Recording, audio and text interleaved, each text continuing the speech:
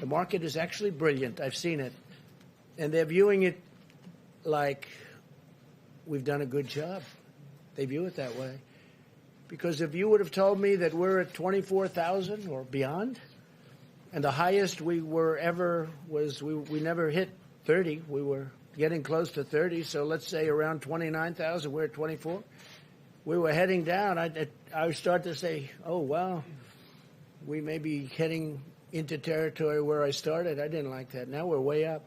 But if you would have said to me, with what we've gone through, not caused by our country or our people or not caused by certainly anybody within our country, but if you would have said that after going through this horrible plague, that we'd have a stock market that's much, much higher than when I started, much higher than where I started.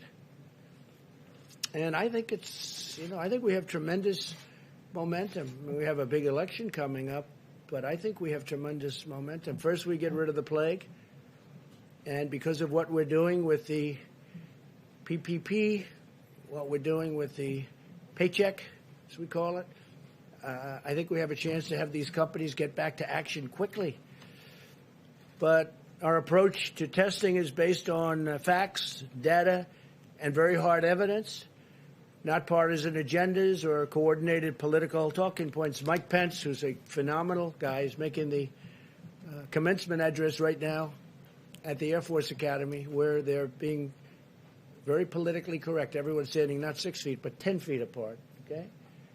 And it's very different. I made that speech last year. I'm going to West Point. I think they're changing the date to June 13th because of what's going on in New York. They're moving it to June 13th, West Point. So I'm doing that commencement speech, and they're going to have, sad, but it's a big start.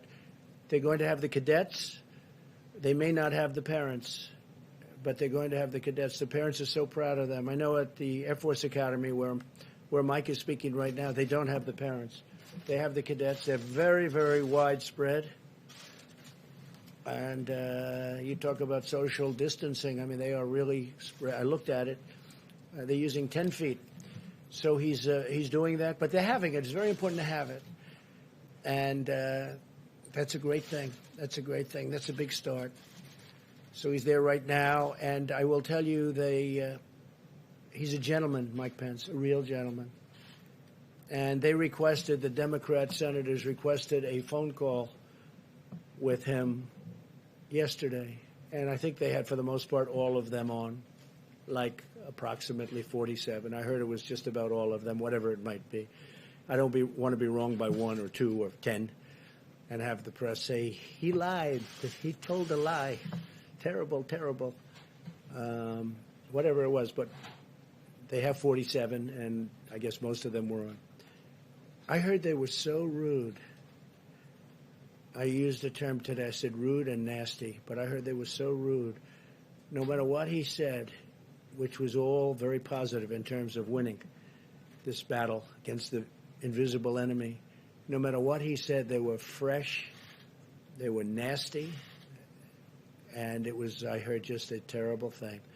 And I said, Mike, that's politics. That's what it is.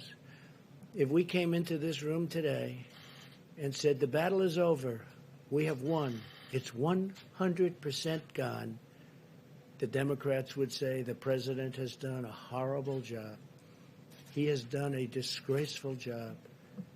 It is a shame how bad he is. You know, this is the talking points. This is political, and it would be nice not to have that, especially when we've done the job we've done. I mean, all you have to do is look at the big V for victory or V for ventilator. Take a look at it. Everybody said they had us on that. They had us. They thought they had us, but we got them done at numbers that nobody would have believed. And we did use our act, our production act, and we used it, but we didn't use it. We didn't need it like a hammer. All we had to do, for the most part, we used it actually in a number of cases, but for the most part, all we had to do is talk about it. All we had to do is say, we're going to use it if you don't do this. And everybody was, for the most part, good. We used it a couple of times because it didn't work out the easy way, but it worked out the hard way. But whether it was masks or ventilators, it was incredible what we've been able to do. So this is a very critical time for the American people, and the American people deserve real information. and responsible and thoughtful dialogue from their elected leaders and from the media. The media's been some very honest, but some very dishonest. You know that. You know that. I mean, I even read a story where Mark Meadows, a tough guy, he was crying. He was crying. This was Maggie Haberman. You know, she won a Pulitzer Prize for her coverage of Russia, but she was wrong in Russia. So was everyone else. They should all give back their Pulitzer Prizes. In fact, it turned out that the crime was committed by the other side. The crime was not committed by this side. It was committed by the other side, a bunch of bad people. You saw the reports coming out over the last 2 weeks. They got caught. So Maggie Haberman gets a Pulitzer Prize. She's a third-rate reporter, New York Times. And we put her name up here last week. You saw that. People thought it was a commercial. It wasn't a commercial. It's like a commercial, but it wasn't a commercial. It was just clips. And because we exposed her as being a bad reporter, what happened is she came out and said, Mark Meadows was crying, and they made it sound. I said, Mark, and it's okay if he did. I wouldn't, look. But I think he was crying probably really for the wrong reason they had it down. But he's not a crier. And if he was, I've known criers. I could tell you people that you know that are very famous. They cry, and that's okay, too. But it was a nasty story in so many ways. It was fake news. And she only did it because we exposed her for being a terrible, dishonest reporter. She is. I've known her for a long while. I haven't spoken to her a long time. I made the mistake. I take a picture with her at the desk a long time ago. Every time she does the story, if I say, I haven't spoken to her in many, many, many months, maybe years. I don't speak to her. She's fake. A lot of people are fake. A lot of people. We get a lot of fake people. But what happens is she writes this story as retribution, puts it in the New York Times, and the New York Times is a very dishonest newspaper. It's my opinion. It's not an opinion. It's actually, from my standpoint, the very hard thing to figure, though, most people wouldn't know that, but I know because I know the facts. And they make up, I said it today, they make up words. Sources say, most often used, sources say. You know what sources say means? Sources say means they have nobody, and they make it up, okay? And they have a few other type statements that mean the same thing. But sources say is the most often used expression in the Washington Post, New York Times especially, CNN, fake news, CNN. They should really be mandated, and I mean mandated, to use a name. If there's a source, use a name. Say that Kayleigh McEnany said, or somebody. And you'd find out that the, number one, the source wouldn't say it. The sources don't exist. I don't believe the sources exist. And I try and tell this. The beautiful thing about doing these conferences is that we have tremendous numbers of viewers, and I'm able to reach the viewers without having to go through fake news where they make a good story into a bad story. So with all of that, it's been an incredible period of time. We've done a fantastic job with the talk of other nations. The leaders of other nations are calling us for help. They're calling us for equipment. They're calling us for testing capacities. Now, with the testing, we are going further. Deborah's going to talk about that now. With the testing, we have some other tests coming up that are going to be, I think, phenomenal. I think they're going to blow away everything as soon as they come out. And we're going to get them out as soon as possible. But I'd like to ask Dr. Birx to come up and say a few words about where we've come, how far we've come, and more importantly, where we're going from this point. Because honestly, it's quite amazing. Thank you very much. Thank you, Mr. President. If we could have the first slide. I wanted to give you an update on where we are as states and as counties and as cities.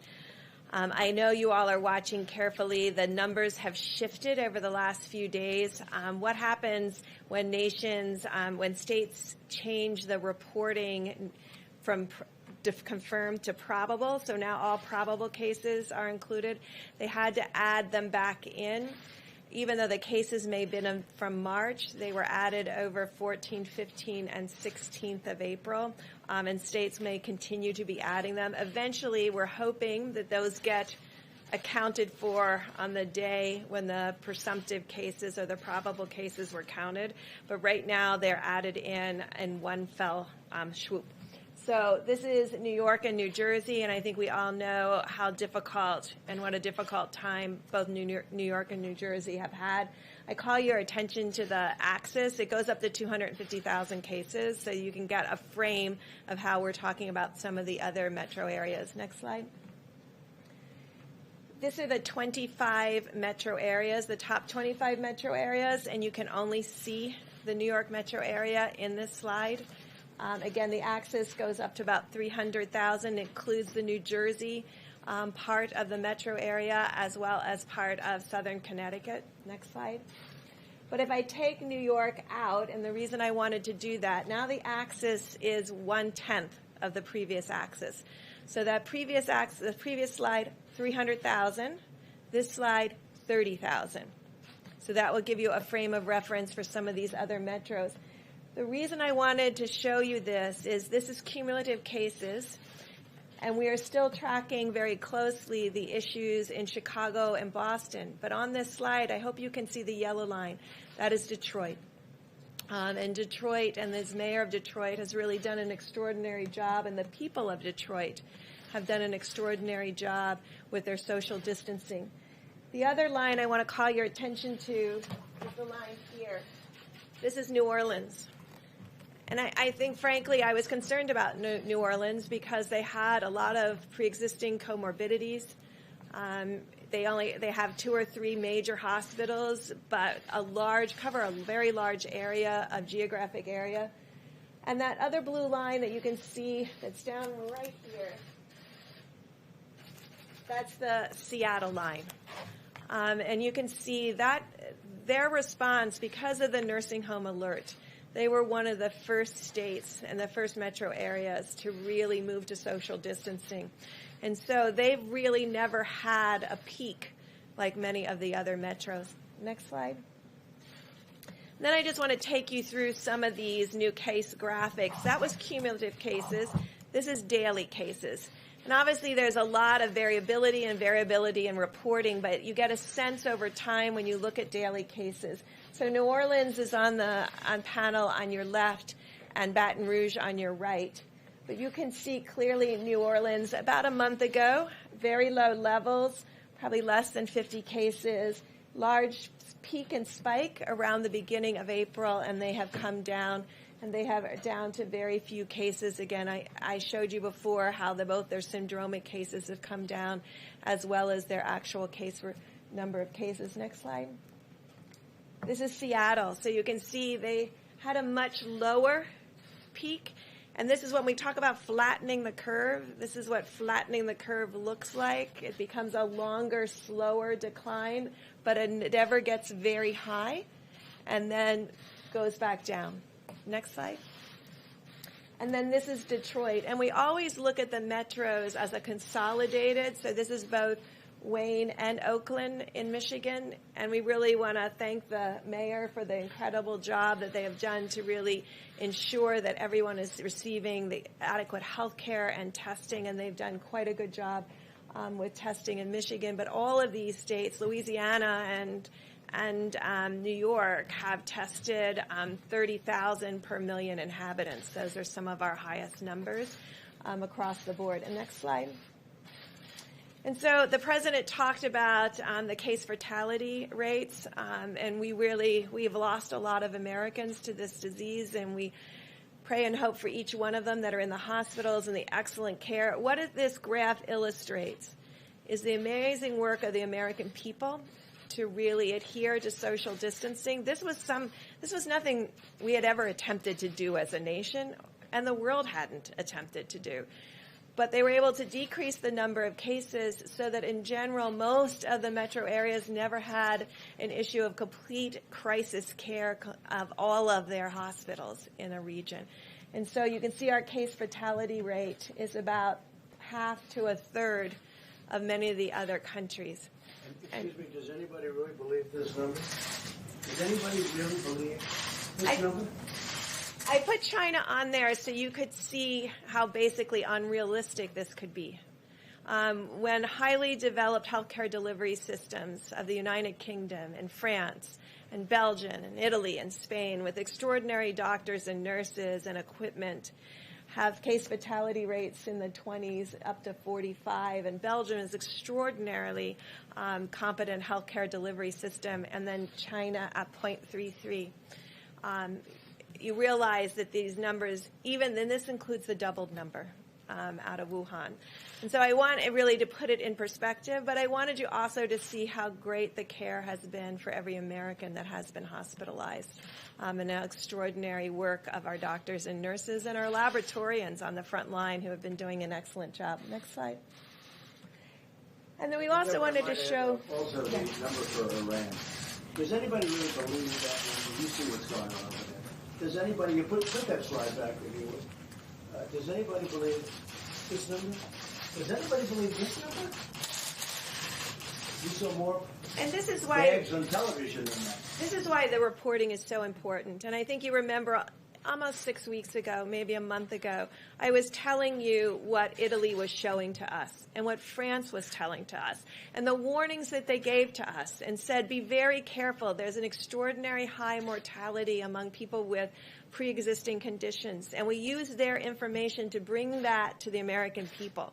That alert before we even had significant cases, came from our European colleagues on the front line. And that's why we keep coming back to how important in a pandemic and a new disease, it's really critical to have that level of transparency because it changes how we work as a nation. It allowed us on over March 15th to make an alert out there about vulnerable individuals and the need to protect them. And my call out to millennials to really protect their parents, protect their grandparents, and get that information out to everyone, that there were pre-existing conditions that put people at greater risk. That information came from our European colleagues who were in the midst of their battle themselves. And so there is never an excuse to not share information. When you are the first country to have an outbreak, you really have a moral obligation to the world to not only talk about it, but provide that information that's critical to the rest of the world to really respond to this credibly. And I really want to thank our European colleagues who worked so hard to get us that information, even in the midst of their own tragedies. And I think that really shows how important transparency is. And we go to the next slide. We can show you this really encouraging and great news. So we know that fatalities will continue to lag because people are in hospitals still, and some are still in intensive care units. But these COVID-like illnesses, this is our hospitalizations that are related to flu per 100,000 Americans. This is this year's flu season, and you can see our COVID-like illnesses, and this is all of them, probable and confirmed cases. Our hospitalizations are declining. Now, I showed you metros that have made tremendous progress. And we've been up here many times talking about it being 6, 10, 15 additional cities. And now we're really just focused on Chicago and Boston and Massachusetts and really some issues that Providence is starting to improve now, so their relationship to the two large outbreak cities. But this is really reassuring to us of the progress we're making across the country against this disease. And I just really want to conclude by thanking again the American people for making these type of graphics possible. Thank the data team who puts these together for me. So they are working to about 3:30 every morning to make sure that we have the most up-to-date information. That's the data that goes to our supply chain individuals to ensure that every hospital in every state and every community has what they need based on data, and to make sure that we're serving the needs of the American people as effectively as possible. Thank you, Mr. President. Thank you very much. You did a fantastic job. Sit here. Thank you very much. The fact is that we've been learning a lot from Deborah and Tony and so many of the professionals, the director. PEPFAR, we're spending the United States, for that help, to the best of my knowledge, mostly in Africa, $6 billion a year. And that's on AIDS. What we've done for AIDS in Africa is unbelievable. We spend $6 billion a year. That's been going on for a long time. Nobody knows that. You've never heard that. I've never heard that. $6 billion a year. Millions of people are living right now and living very comfortably because of the fact that we have found the answer to that horrible, horrible plague. That was a plague. But we spend $6 billion a year. And from what I hear, it's very well spent, done by professionals, including this great professional right here. That was the thing that you worked hardest on and something that was very close to her heart. So it's, it's something that I think people should start hearing. The World Health Organization, we're just finding more and more problems, and we spend this money really well. There are other ways we can spend the $500 million. That's $500 million. This is $6 billion. But we can find other ways to spend it where people are going to be helped, we think, in a much greater way. We're doing some research on certain people that take a lot of credit for what they do. And NIH is giving away a lot of money. We give away for many years, they give away a lot of money. And some people complain and some people don't. Some people are extremely happy. So we're looking into that also. They're giving away approximately, as I understand it recently, more than $32 billion a year. $32 billion. And so we've been looking at that for a while, and we're going to be having some statements to be made about that. $32 billion a year. It's a lot of money, and we want to make sure it's being spent wisely, and we've been doing that, by the way, and we'll have some statements on that. And those are much bigger numbers than what we're talking about with national. If you look with our friends from wherever they come from, 500 million is a lot of money, but it's not a lot compared to the kind of money that we give out. I think over the years it's been averaging about $32 billion. $32 billion. So we've had our eye on that one for a while.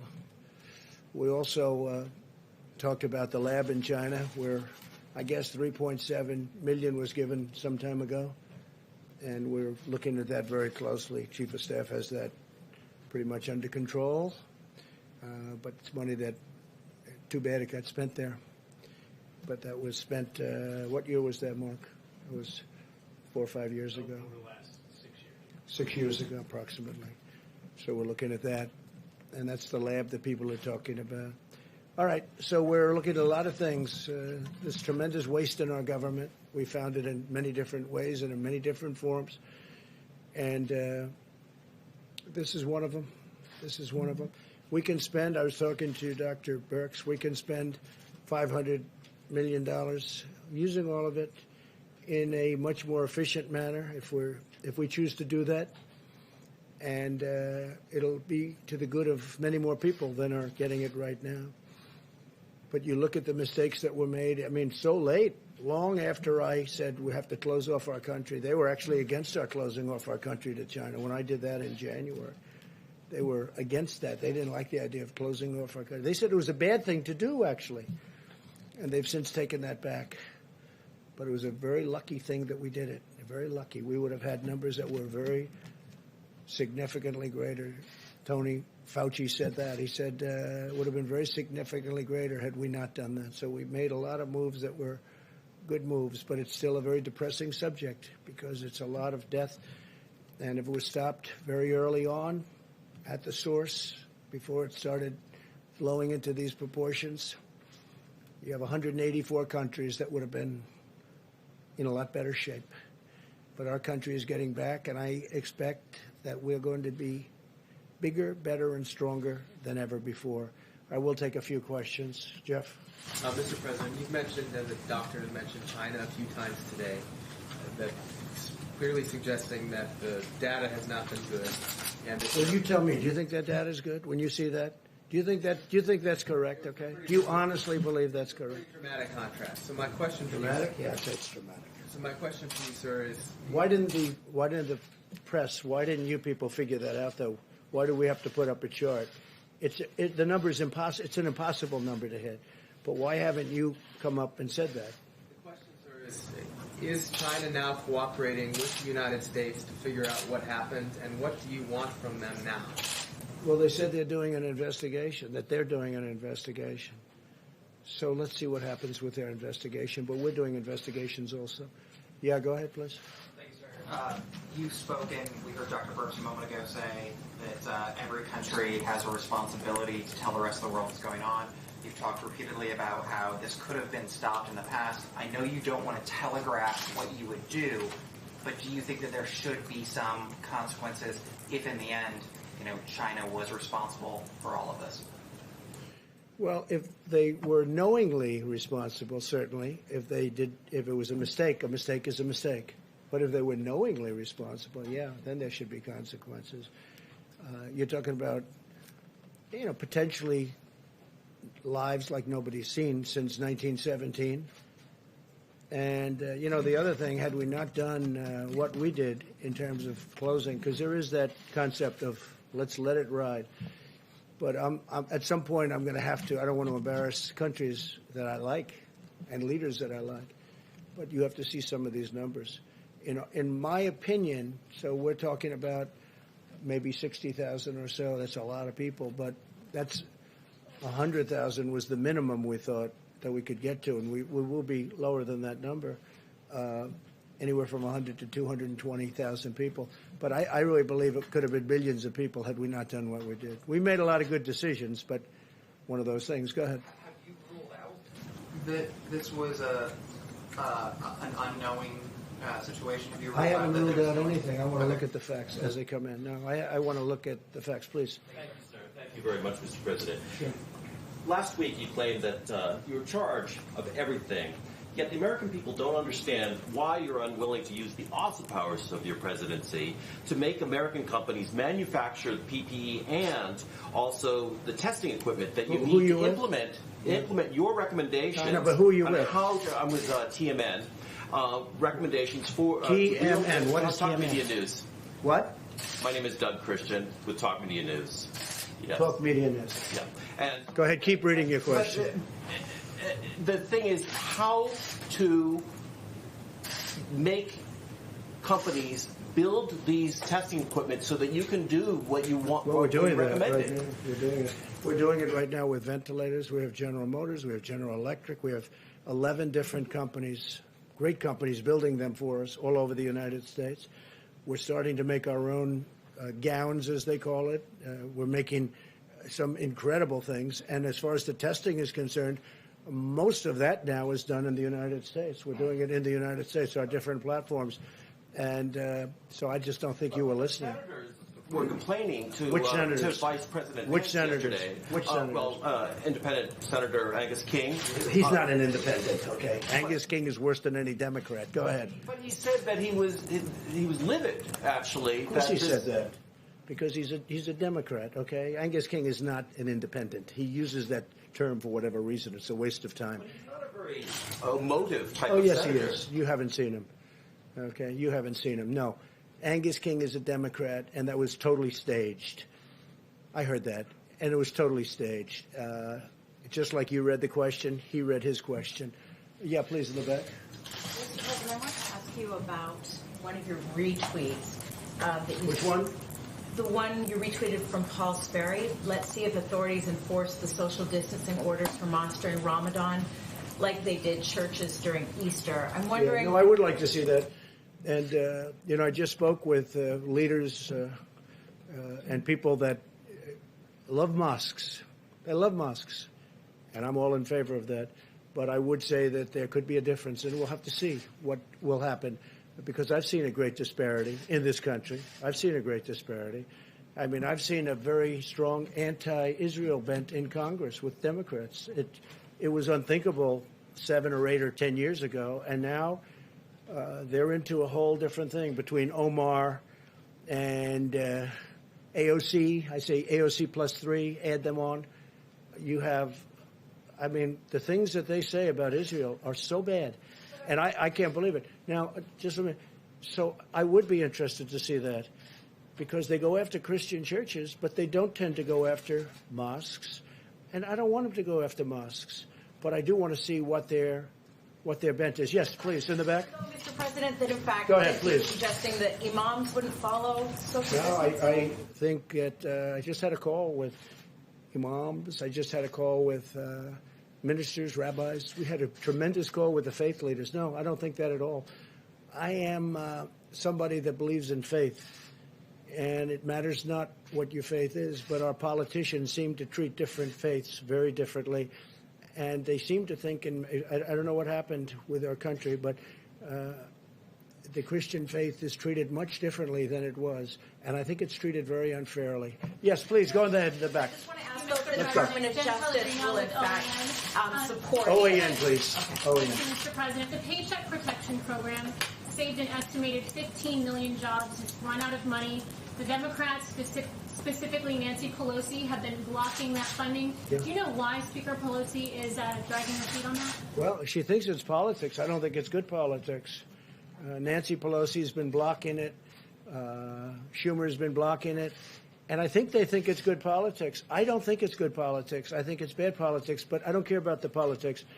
It's so great for our country because we're going to have all of these companies that are, it's a bigger employer.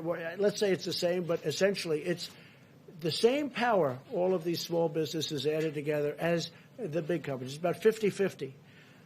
And it's so important. And they will be scattered if we weren't able to do what we're doing.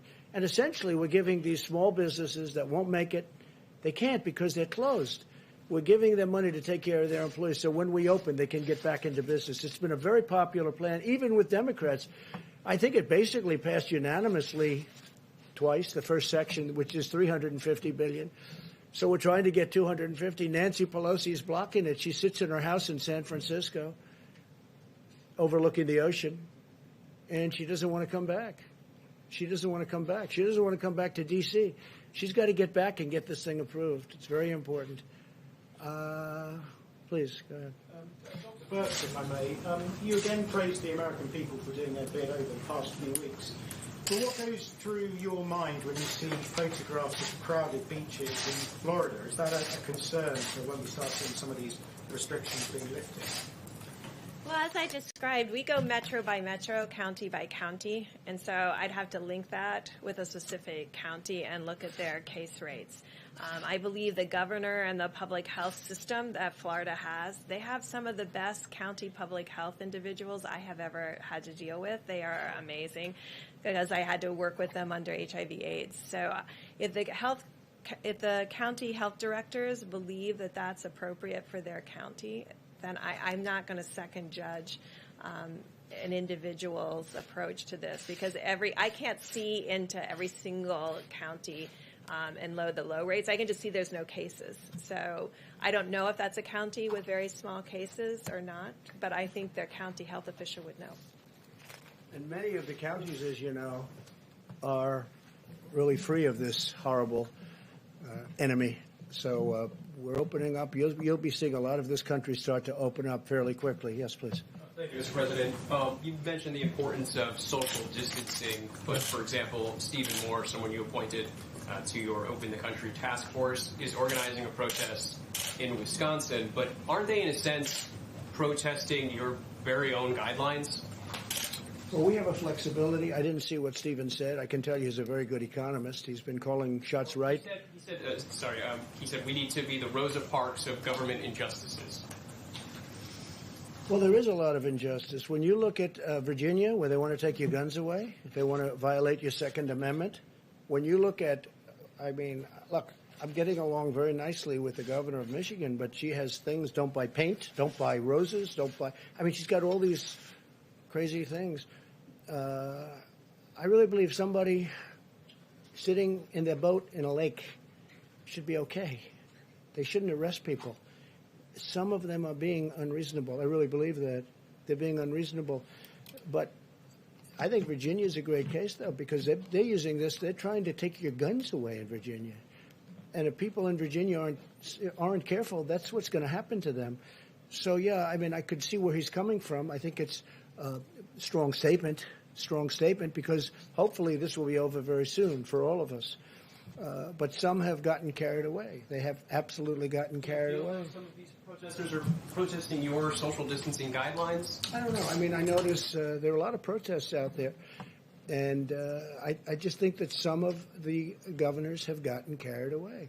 You know, you have a lot of people that don't have to be told to do what they're doing. They've been really doing everything we've asked them. We have a few states where, frankly, I spoke to the governors, and I could have gotten them to do, if I wanted to do what would have been perhaps politically correct. But they've been doing incredibly anyway. And as one of them said, everybody's doing exactly the same. In fact, our record is better than states where they're under a mandate or, you know, where they've agreed to do certain things. Now, we have some great states out there. We have incredible people in our country. And for the most part, that it's a strong statement, but I understand where he's coming from. And I think one of the greats would be one of the really important places that people really have to start looking at is what's going on in Virginia, because that's a mess with a government, with really a governor that's under siege anyway. Yeah, please. No, with the beautiful head of white hair. Go ahead. I'll tell you if I like his hair in about a minute after he asks the question. Of the Wall Street Journal. On that point, though, does the tweeting about, in the case of Virginia, and linking the Second Amendment to some of these issues about lifting some of these restrictions in these states, not potentially pose a concern for the governors and civil unrest and potentially in those cases? And I have a second question to you. Well, I think just for that question, I think that's an easy one. That's not even politics. We're entitled to a Second Amendment, and he's trying to take the Second Amendment, meaning that state is trying to take the Democrats in that state. The Republicans are fighting it. They're trying to take that Second Amendment right, that Second Amendment right away. To me, that's liberty. That's when I say liberate Virginia, I would say liberate Virginia when that kind of thing happens. And where does it all stop? So I think it's a very good analogy. Go ahead. Sure. I mean, is this the right time to kind of bring in a Second Amendment issue? I think when they talk about taking your guns away, and if you notice, at the beginning of this pandemic, there were more guns sold, I think, than at almost any time in history. So it's obviously a big issue. And then you have them working and signing documents trying to take your Second Amendment away, essentially. So I do think it's an appropriate time to bring it up. Go ahead, second. This past week, after kind of an extraordinary slew of events from adversaries, North Korea, Russia, China, and Iran, all kind of pushing back on U.S. policy or toying with U.S. military forces, what's your message to some of these countries who may be trying to take advantage? I don't see it. No, I don't see it. We had a very good relationship with Russia. We worked on the oil deal together. I was with by telephone, King of Saudi Arabia and the President of Russia, Vladimir Putin. We worked out a deal on oil. That was a very important deal to them and to us and to Saudi Arabia. It was in a deadlock. You know it. You covered it very well. Actually, Wall Street Journal covered that very well. I worked with Putin and with the king on that. And President Putin was a total gentleman, and it was very important to get that done. And the king was great. And we actually had to bring in Mexico because Mexico was a lone holdout, and they showed great flexibility. You know the story. No, I think we're doing fine. Yeah, sure. It's North Korea. I see they're testing short-range missiles, and been doing it a long time. I received a nice note from him recently. It was a nice note. I think we're doing fine. Look, if I wasn't elected, you would right now be at war with North Korea. Okay, I'll tell you for your people that don't understand the world and they don't understand how life works. If I wasn't elected, you would right now. Maybe the war would be over. Hopefully with a victory. But if you remember when I first came in, we didn't have ammunition. Not a good way to fight a war. President Obama left us no ammunition, okay? And he left us virtually no medical and ventilators. He left us, the cupboard was dry, right? The cupboard was dry. No, I think right now you'd be at war, essentially, in some form. Be over, it would be raging with North Korea. If I weren't president. And we're doing just fine with North Korea, just fine. Let's see how it all ends up. You know, in the meantime, they said, oh, Trump's given up. And then they said, oh, really, what's he given up? And they said, I don't know. Then they said, he met. Oh, I met. No, I have a good relationship with Kim Jong-un. That's not a bad thing to have a good relationship. Obama wanted a relationship. He wouldn't meet with Obama. Wouldn't meet with him. Okay, I have a good relationship with him. We met at the line. I stepped over the line the first time anything like that's ever. It's all good. It's good. But when they say, the stupid people, I call them stupid people, or the haters, they say, Trump's given up so much. Really? I've actually increased the sanctions. China's been very good on the border. In fact, right now, the border is stone cold closed between China and North Korea. Our relationship with China was good until they did this. Once we found out about this, once we found out, look, we just made a trade deal with China. It's going to have to buy $250 billion a year in our product, $50 billion from the farmers, $40 to $50 billion from the farmers.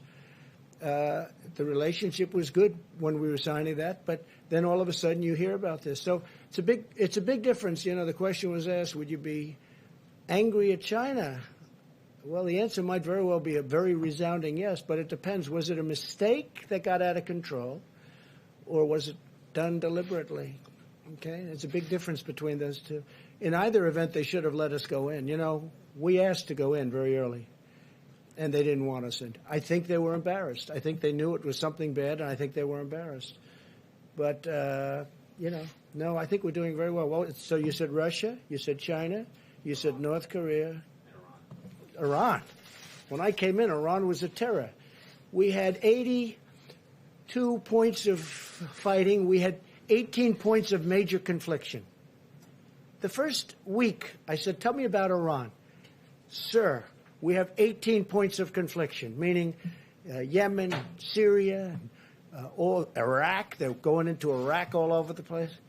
They're a much different nation right now. I stopped that horrible deal, and they want to talk, except that Kerry violated the Logan Act. He made the deal, and he doesn't want them to make a deal because I would have made a deal, in my opinion, except that John Kerry, who made the deal originally, which was a stupid deal to make, gave him $150 billion, gave him $1.8 billion in cash, in green. That would be more than this room 10 times with $100 bills. That you could fill up this room 10 times with $100 bills, and it's not that small a room. And I say he violated the Logan Act. I think it was a major violation. I think we would have had a deal if it wasn't for John Kerry. But he doesn't want to be, number one, embarrassed. Number two, he said, let's wait till after the election. Maybe Sleepy Joe Biden's going to win. And if Sleepy Joe Biden wins, you'll own the United States. And China will own the United States. China's paid us, you know, from the Wall Street Journal, hundreds of billions of dollars. Is that right? Tariffs. And we gave a lot of that money, a small percentage, but a lot of money to the farmers. And it kept the farmers going great. Right? But hundreds, we're getting tens of billions of dollars in tariffs. And by the way, for those of you that say, oh, we're paying, China devalued their currency in order to pay these. We didn't pay. China paid. They don't like to write that. They also added money into their system. So they paid for that. No, I think you have numerous countries waiting to see whether or not Sleepy Joe wins, because if Sleepy Joe won, they own our country. They will take our country. You know, we had, go back 2 months, we had by far, and China was supposed to catch us. You know better than anybody, Wall Street Journal. For years I've heard, by 2019, China will catch us. There's only one problem. Trump got elected in 2016. That was a big difference. And we were going leaps and bounds above China. And before the problem with the plague, right, China was having the worst year they've had in 67 years. That was before the plague. Now they're getting really hurt, and so is everybody getting hurt. I don't want them to get hurt, but they're all getting hurt. Everybody's getting hurt. It's a horrible thing that's happened. But we had the greatest economy in the world by far. China isn't even close. Go back 2 months. And we're going to keep it that way. But when you mention Iran, Iran is a much different country than it was. When I first came in, Iran was going to take over the entire Middle East. Right now, they just want to survive. They're having protests every week. They're loaded up with the plague, which I don't want. I've offered to help them if they want. If they need ventilators, which they do, I would send them ventilators. We have thousands of excess ventilators coming in. And here, we have a stockpile of ventilators, and we're starting to send them so that hospitals can fill up their stockpile, which they should have. New York had a chance to get 16,000 ventilators, and they chose not to do it, and I understand that. It's a hard decision for a thing that may or may not happen. I fully understand that. I'm not even complaining about that. I'm only saying this. Iran was a terror when I came into office. Right now, they don't want to mess around with us. They don't want to mess around with us. Two things. North Korea, Same sanctions we've always had, except more. We haven't given anything. I think you'll hopefully take that back to the Wall Street Journal because they really don't understand it. They really don't. And with Iran, I mean, that's a different country right now. And they want to make a deal. The only reason they don't, they're being shamed in because the guy that gave them the sweetheart didn't want to met with them many times. He should have never met with them. And in my opinion, he's telling them, don't wait. Maybe Trump will lose, and then you can negotiate with a patsy, with a weak guy, and you'll take over between you and Russia. Nobody's been tougher on Putin. He knows it better than anybody. Nobody's been tougher on Putin than me. Look at the sanctions. Look at what I did with their pipeline going into Europe. Nobody even knew about it. I exposed it. Now everybody talks about it. I think it's a terrible thing for Germany to do. But at the same time, I have a very good relationship with Putin, and I was able to make a deal with Russia and Saudi Arabia and OPEC Plus. They call it OPEC Plus. That's going to save us, Texas, North Dakota, Oklahoma, other states, energy states, going to save us hundreds of thousands of jobs. And in fact, your paper wrote an incredible editorial for a change that Trump made a great deal for our country. That was a nice thing. I was shocked to see it coming out of the Wall Street Journal. Thank you all very much. We'll see you tomorrow. Thank you. Thank you very much. How many asymptomatic people have been tested? Is it possible to get that number from you guys?